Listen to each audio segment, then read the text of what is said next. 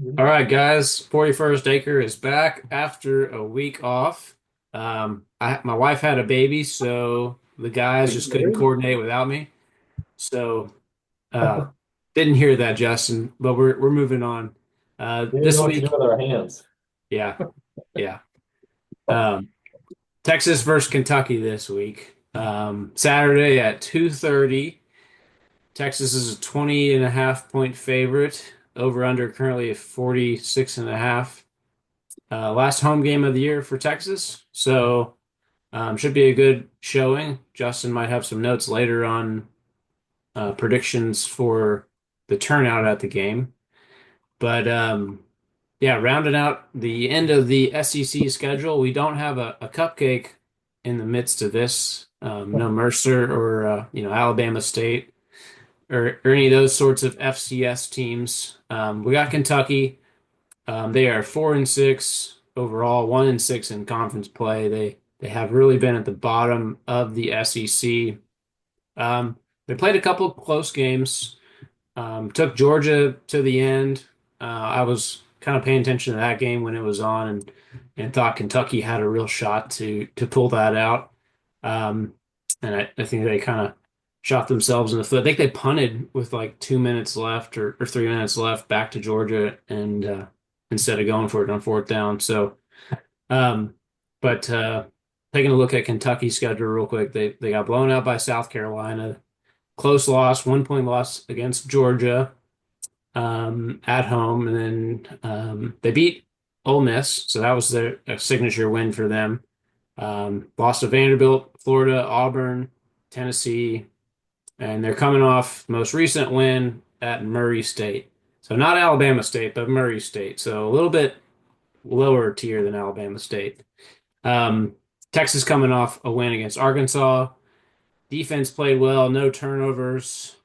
Texas ran out the last 6 minutes and 55 seconds to end the game. That was a huge part of that win. Kind of what Texas team did last year to close out a lot of these Big 12 wins. Um, but Justin looked up the history. Justin, these teams only played one time. That's hard to believe. Massive history, honestly. Yeah, no. Yeah, I got it from I think it was Kentucky's like Blue Nation website they have. Played one time back in 1951, I believe.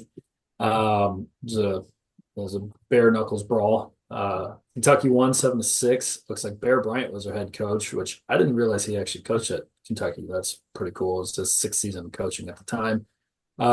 Texas ended up going 7-3 that year, so it's not like they had a horrible season, but unfortunately they got the L against Wildcats, so we're gonna have to make up for that this season. Yeah, interesting.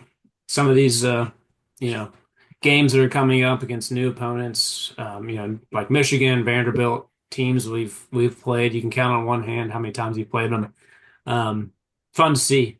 Um, so let's get into some initial thoughts on this game, and then we'll touch on injuries along the way. Brett, what are you thinking going into this game against Kentucky at home? Um, so I think last week was a little bit of a regression, right? We saw the offense put up a lot of points, a lot of yards against Florida, one of Quinn and the offense's best games of the year.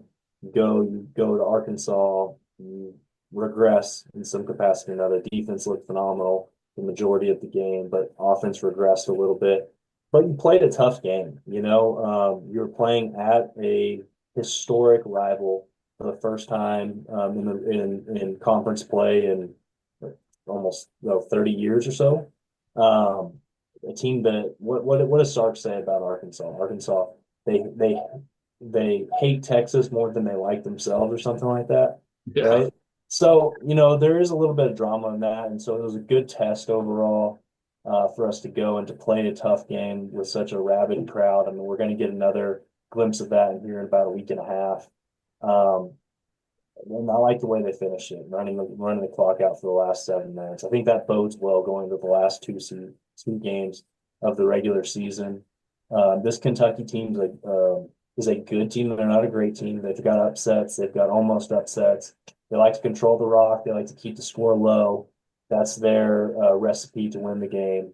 I think the Arkansas game it had some similarities to last year, so I'm expecting Texas to come out on top and with a pretty decisive win. We got a 20 and a half point favorite. We're 20 and a half point favorites. I think we're going to cover them. We'll get more into that later. But I do expect this to be one of those games that kind of sets the tone for the remainder of the season and bowl season. J-Dog. Yeah, no, I think Brett pretty much covered it. It's definitely a take care of business type of week. Um, I mean, honestly, last week was okay. Didn't look great. I understand they were at a rival, albeit old school rival. We were at a rival. Luckily, it was at 11 o'clock game, so didn't have to deal with the most unruly fans, but they were still fired up. You could see it. Um, I think this week is, like I said, I think it's just a take care of business game. Um, but I did want to touch a little bit last week on kind of what we saw real quick. Um, Quinn, I don't think looked all out of sorts. I think the defensive looks like the first half, we probably could have put up 30 points, right? A couple of missed balls, a couple of odd things happened, I think, on offense. Um, but I think all in all, it wasn't horrible. Maybe it was just road game jitters or something like that, which is weird for Quinn, but is what it is at this point. Um, I thought that they played all right. Quinn didn't look horrible. I missed a couple of deep throws, a couple of weird like short throws that didn't get there. But I think the play calls were there, and then they switched over to a three high defense, which I think really messed it up. But like you said, to close out the final 6:55 with the run game the way they did, including a 4th and 2 run from Quinn, which was just awesome. That on top of, in my opinion, the best defense in the SEC. Tennessee probably has something to say about that, I think. But I do think Texas has the best defense, and we're going to see that probably highlighted for the rest of the season. That's going to be how they win. It's the team we're seeing is not what we thought it was going to be. We were thinking high flying. Look at how good Quinn is. Look at all these receivers we have coming in. Look at the run game. And the defense will be there, but they're not going to be great. And we're just getting it, we're still winning. It's just in a different way. And I think we now know that. We've known it for a couple of weeks now. It's like the offense isn't going to be that high flying, like put up 45 points a game like we did last year. It really is going to be like, man, just don't make big catastrophic mistakes and win the game, right? Make the plays you need to in the moments you need to, but we're not going to blow people out like we thought we were going to, especially coming off of how we did in the Big 12 and all that. So other than that, pretty good game last week. I wasn't super disappointed. It kind of is what it is, but Jade Barron, I think definitely earned himself as a finalist of the Thorpe Award. He's unbelievable. We obviously called him, and a lot of people did, as a player to watch all season long. So, at the end of the day, senior game here at DKR. Texas fans are pumped. I'm excited for it. I realize it's probably the last home game we're going to have this season, so you got to be there for the team, got to be there for the guys that show up. Play this one last team at home, and then get ready to take care of business against A&M next week. So I'm looking forward to it. 2:30 kick. Looks like it's going to be pretty decent weather. So ready for a fall football game, boys. Yeah. Some good stuff there. We'll pick on some of those things later on. Injuries. The key one for this game, there's some other injuries that are rolling into this one, but the key one is DeAndre Moore is out, primary slot receiver. And interestingly enough, Jonte Cook, wasn't he the backup on the depth chart for that slot receiver role? So whatever happened there, he's missing an opportunity to step in and make an impact. So who you guys looking to fill in the role of that primary slot receiver? Is it Bolden? Is it Wingo? What do you guys think there? We'll start with you, Justin. Man, that's a good question. I would think Wingo. I know Wingo's played a lot outside too, but I'm pretty sure he's played some slot this year. So I would think he could get in there and play. But I don't know why. I think DeAndre Moore is going to play, I guess. Um, Unless y'all have heard like vastly different than that. I think he's going to be able to get out there, and he's got to make up for some of the drops he had against Florida. So I think he'll be ready to go. But if Yeah. not, I'm feeling a Wingo game. That dude has stepped up in so many ways this year. He's definitely the brightest star of the future in the wide receiver room that we have. But honestly, if you want to talk about the slot role, inside routes, Gunnar Helm, baby. Gunnar Helm probably get 10 targets if they don't feel like they can get it out of DeAndre Moore or whatever X, receiver runs into the slot route or slot position. Yeah, Gunnar Helm's always kind of a cheat code for this offense, isn't it? Yeah. Right, when you think you have all the wide receivers dialed in, then you've got this 280 pound, 270 pound Seeing or Delap not, running running yeah, down the seam. But hurdling dudes. yeah, yeah, hurdling guys too many times. Yeah. Um, but the other guy to watch, obviously, as far as wide receiver depth goes, is going to be Silas Bolden, um, who we heard a ton about during the offseason as a wide receiver. Obviously, he's a key player on the punt return side of the ball. But it'd be fun to get him in the slot and let him kind of work. Smaller guy, very lightning fast. When he gets the ball in space, was it Gucci. against Arkansas or Florida? He got the ball in space and he started doing a little razzle dazzle. I mean, you kind of started to see some of those glimpses. I can't remember now. I think that was Florida. Down like the Oh, last Florida. line. Yeah. Yeah. And maybe Sark can open up the slot. He usually typically doesn't run the slot like that, but every single one of those receivers can play every single wide receiver position. So it doesn't really matter. It's just the best combination of what he's trying to do. Yeah. So I think we've seen it the last couple of weeks. The Texas defense is really good. Fewest points. Yeah. Okay. Strength of schedule talk real quick. Everyone says, yeah, Texas strength of schedule is so easy. That's why they're 9-1. Also giving up the fewest points out of any team in the SEC. So yeah, we aren't playing anybody that's currently ranked, but we're also not giving up a ton of points to these teams. Yeah, offensive line has issues still. Deep passing game still has issues. Justin, you're referencing that. We didn't hit on anything like longer than 15 yards, I don't think, in the air against Arkansas. So I don't know if it's that three high look that, the windows are That three tighter. high look is something that has always been Sark's kryptonite. Yeah. Mhm. Iowa State did it. TCU would drop into that. Every defense that plays Sark seems to want to adopt that if they can. And it's just for whatever reason, his offense has struggled against them. Even that Iowa State game last year, where we were, this is right before we go to play Texas Tech, and then Oklahoma State in the Big 12 championship. We played Iowa State I think, at Ames, and we finished final score was like 26-16, right? And it was just about kind of carrying at the very end, just maintaining possession and running the clock out. But we just cannot get that high flying offense going against those three high safeties.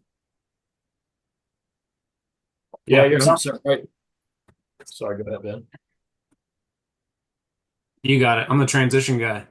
Go ahead. Good deal. No, I wanted to touch on that. I actually just pulled up the stats from last year. We had 400 yards of offense against Iowa State. I want to say it was just that we didn't capitalize on touchdowns, but that's because our red zone last year was pretty crappy, quite honestly. So I think, yeah, or Auburn had 3 field goals, right? Turn one or two of those into touchdowns, and you're talking about, 20-point win. So that three high defense is really good against stopping the Sark offense. The things that I've noticed, so last year he used two running backs to stop it, right? It was like the pony package, right? So he'd have two running backs. I mean, really, it was just 20 and three wide receivers because you just make now you have five like true skill positions out there and nobody in line blocking. Well, this year, I don't think that they really love putting out two running backs. We have it every now and then, but I think what you saw against Arkansas was we had Juan Davis and Gunnar Helm out there. So now that three high defense is going to be there and it's going to kind of, show itself as where like they can come up and stop the run. If that's the case, okay, cool. You audible out of it real quick and you do, you hit them deep and you try to hit something to push the safeties back. So I think that's the way he's going to do it. Expect to see a lot of, if we see it this week. I know this is off topic. We're talking about strength of schedule, but I think if we see the three high defense again, I'd say, man, get ready for two tight ends, and Juan Davis will get in the mix. Gunnar Helm will be in the mix, obviously, and maybe some swing routes to the outside to the running backs. So, but in regards to strength of schedule, Ben, I know you want to touch on that some more. No, no, we'll touch on that later. I lost my train of thought as usual, but we'll get into what Like, we're most worried about in this game. let me Yeah, let me start on the what am I most worried about because yeah, it kind of yeah. goes Go into what ahead. Justin was just saying about the three high safeties, right? Um, One thing that I noted, and I know we didn't do a post game on Florida, but one thing I noted about against Florida is we did not run the ball between the tackles at all, like zero, until maybe at the very end we gave the rock to Jared Gibson a little bit between the tackles there, but Florida was, and the game was already over. We did not run the ball well between the tackles last week either, and I think one way to make those three high safeties really pay is kind of what you were talking about, Jay, is force them to bring those safeties, play those safeties a little tighter to the line of scrimmage to force that run shutdown. And I just, Jaden Blue is not that guy. Wisner has he has his flashes where he can run between the tackles, but other times he kind of dances there and he's almost too patient, at the line of scrimmage. And then Jared Gibson, I mean, for all the heart that that guy has, he doesn't have the mass behind it. So it's Can't like hold on to the dang ball. that's also a problem. Um, so when you don't have that, when you don't have a Jonathan Brooks or a CJ Baxter, can you imagine if we had him? I remember talking about CJ Baxter, and when I was like, I remember saying at the beginning in our first podcast, like, oh, that's probably the one position group I would have a sacrificial lamb from. Now it's kind of like, okay, now it's come back to bite us again. Okay. But I think that's something that I'm most concerned about is our inside run game going into these next two games, to where you can really force those safeties to play shallow, and you can get the ball over the top a little bit easier, not where you're having to throw somebody open, which is extremely hard in college football. So I'm still concerned about that inside run game. I'm not sure what you can do if you don't find that identity. Everyone's seen the film, so everyone knows you can't do that. That is my biggest concern going into this game, and certainly the game after this one. I think the Texas run game is the RPO game. If Yeah, it's not, if the linebackers are not crashing down, you hand it to the running back. Little swing routes, bubble screens to the receivers. I mean, that's one way to get rid of that three high look is if you're killing them on the bubble screens, they're going to go to a two high, um, and kind of, jam and those edges with the corners, or spread the linebackers wide. And when you spread the linebackers wide for the bubble screens, then you got the lanes in the middle. So if you can get that stuff to work, and we've talked about this, like Sark kind of, maybe it's because the O line doesn't run block well, but kind of passing to open up the run, like that's the Texas running game, and they do a really good job too with these swing passes, and you just have receivers and tight ends blocking for Blue or Wisner. Like that's the run game for Texas. It's but that's unfortunate, right? Because yeah. if you can mix that with a good dynamic running in between the tackles, it changes everything. But I It mean, the makes problem it is so a much drop easier to ball run. is a drop ball is like is you get Yeah. nothing, Where and so yards. there's risk with it with the running game. A hand off and make Mhm. a cut and you get 5 yards is Yeah, way easier than throwing it 20 yards sideways, relying on them to catch it, and then relying on blockers out there that aren't, they do a lot of practice with wide receiver blocking, and that's part of the Texas offense. But those guys aren't professional blockers. They're pass catchers. They're burners. yeah. They're gonna whiff on some of those blocks. The defenders definitely practice shedding blocks more than I think our receivers practice, completing blocks. And that's So right. That's where DeAndre Moore was so important, right? Yes. Here's that Whittington role. Like, get out and block. We'll get you some targets, don't get me wrong, but dude, get out and block. We need you downfield. We need you blocking on these screen routes. And that's where that RPO game is going to come in the clutch. You're going to see RPO, and it's going to be a fake pass, and then it's going to turn into like a fake handoff pump fake pass, and then DeAndre Moore is going to fake block and then run down the seam and get hit on the deep route, right? A little double move on him. Like, Like Matthew Golden's touchdown last week. yeah, right. And Matthew That was Gold, a that was a fake screen, pump fake yep. to the screen, touchdown over the top, wide Yep. open. Now the offensive Sark runs again. It's not the prettiest thing we've seen, right? But damn it, it can be effective, right? So he definitely has learned, okay, when this defense is being shown, this is how I adjust. And then he probably has another counter adjustment off of that when and if it's needed, or if and when it's needed. So the three high defense, I think we'll see it. I'm worried about playing a Stoops, right? It's never a good time for Texas team to play a Stoops. So we'll see how this goes. And this was one of the games that we called a trap game at the beginning of the season. I know I was definitely had circled. Senior night, there's going to be a lot of emotions. It's obviously a little different than typical, but also it's a Stoops. Kentucky this year, not as good, but for the most part, has been pretty dang good over the past 5 years. And next week is A&M. Like you already heard Elko talking about they're trying to keep their eyes on, God, I don't remember who they play this week, but trying to keep their eyes Auburn. on their Auburn. Yeah. Thank you, Ben. And he accidentally Freudian slipped and said, we're worried about Texas right now. Right. All So right. like, Yeah. this is a trap game for it. So I'm worried about a Stoops. I'm worried about a trap game. I believe that that team has more than beating Kentucky or beating A&M on their mind. So I think that they understand, especially after last year losing in the playoffs, they understand it's one game at a time, one play at a time. Every rep, everything that you've done in the offseason and the season up to this point is what we need. So I'm worried about the three high, much like y'all said. And we talked about, can Quinn be Quinn again? I think he's healthy. I think he can make the throws.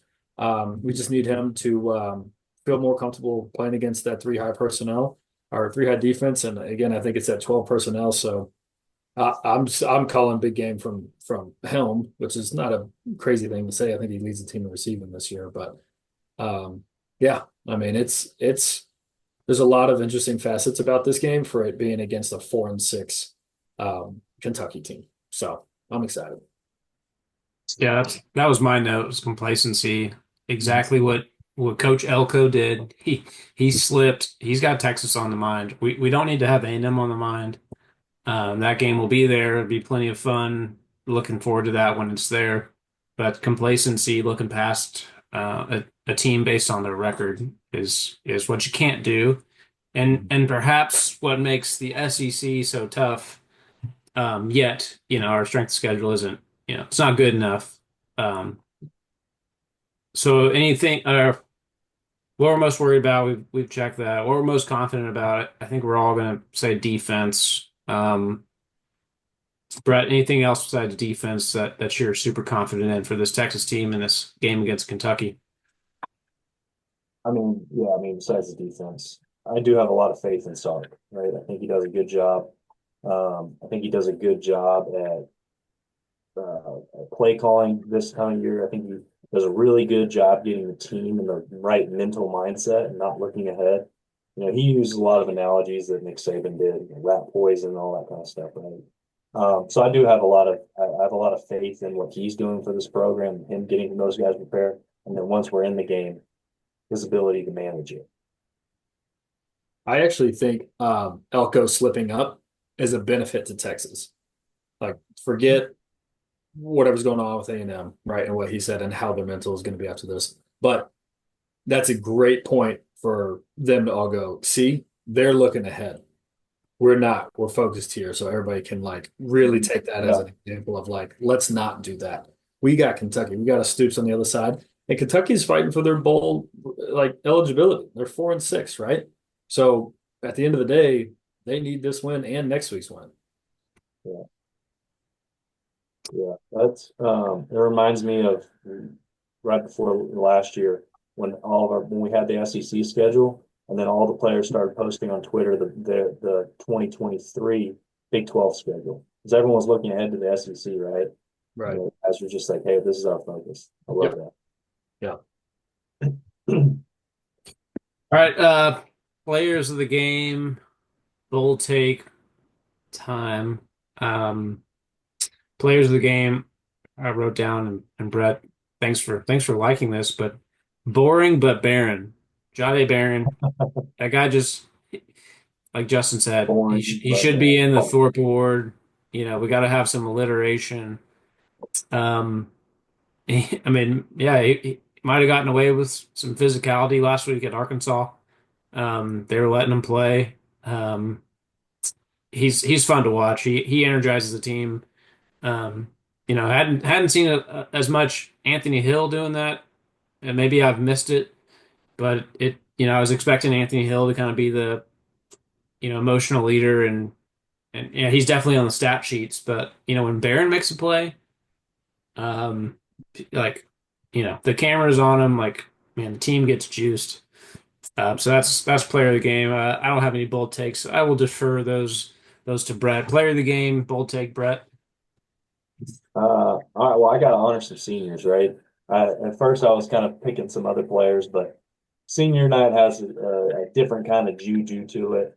So I'm going to say on the defensive side of things, I'm looking for a pretty good tag team between Alfred Collins and Vernon Broughton. Last time in DKR, most likely. Um, those guys have both been playing great this year, especially Collins in the past couple games. Goodness gracious, he That's looks money. like the nightmare that we thought he was going to be for opposing offenses. And then let's go. Hey, let's call it out. Let's say Quinn. Let's say Quinn gets his last ride in DKR is going to be a solid one. He's going to put up some numbers.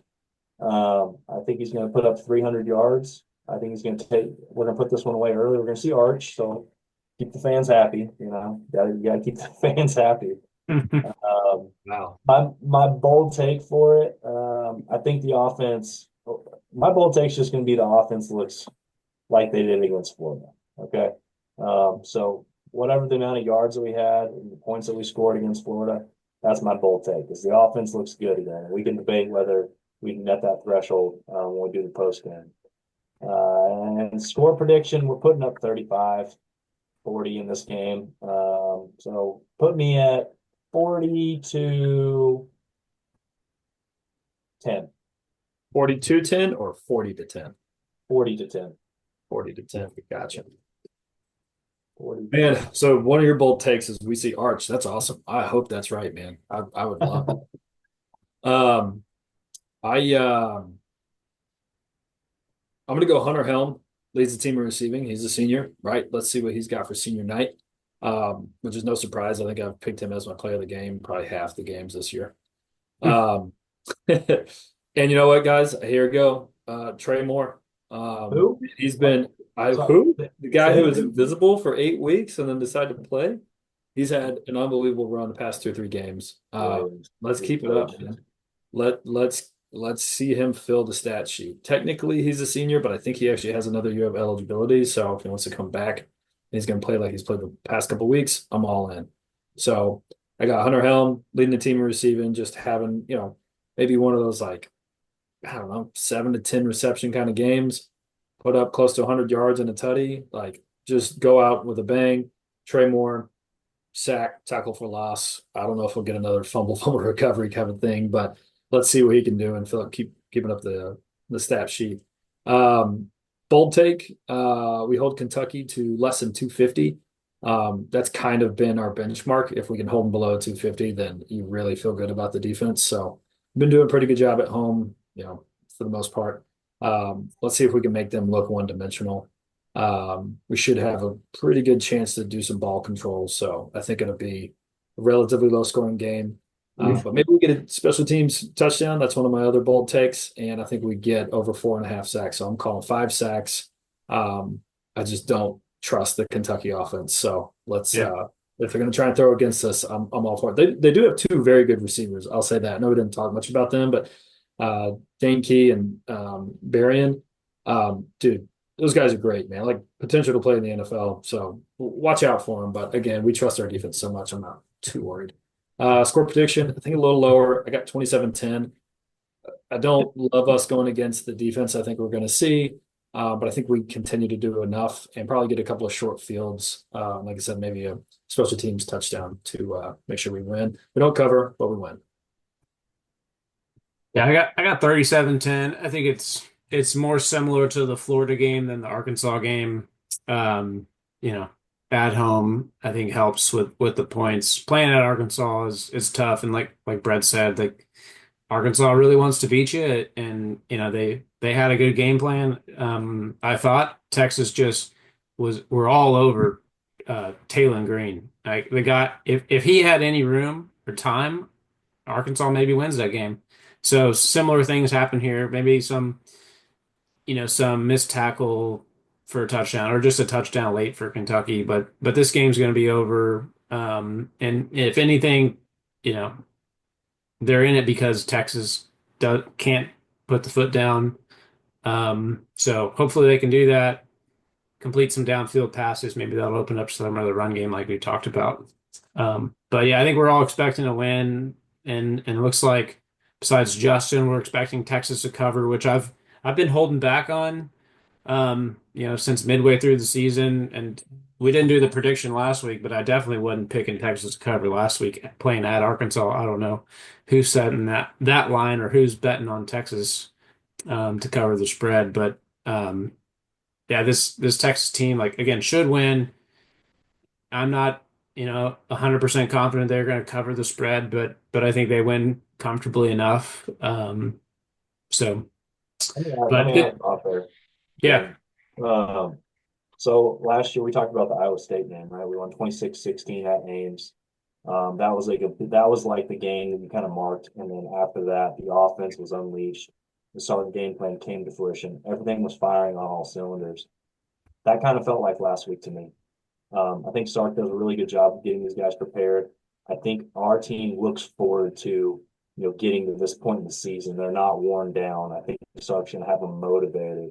I'm looking for that same kind of breakout that we had after Iowa State, where we brought Texas Tech in for senior night and we beat the pants off of them, and then go on to the Big 12 championship and beat the brakes off of Oklahoma State. So I'm looking for that kind of turnaround for this team. I mean, you get to the end, you have the adversity, you have the drama from the critics and strength of schedule and all the other bullshit. This is where I think Sark really excels in getting these guys ready. And I think this team's ready to go. I don't think they need any more motivation. Finish the season strong. Love our it. boys, unfiltered, a little biased, 100% truthful. 41st acre, Welcome. Welcome Welcome. Horns.